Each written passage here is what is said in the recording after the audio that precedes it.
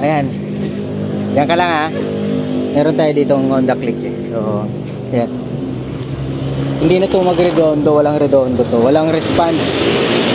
So, wala siyang response. So, ayun. Dinala na to ng may-ari. Nakahubad na. Ayan. Kinalkal na lahat.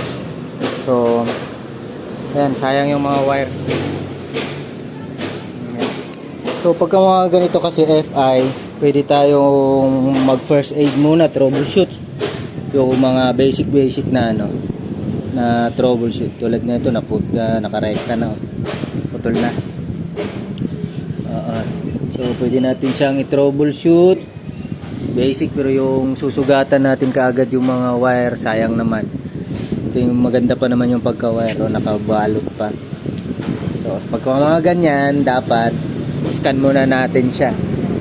Kasi doon, pag in-scan natin, makikita natin sa scanner kung ano yung nag-malfunction doon. Kahit wala siyang binigay na code error doon sa dashboard niya o sa panel niya, pwede natin silipin doon sa history.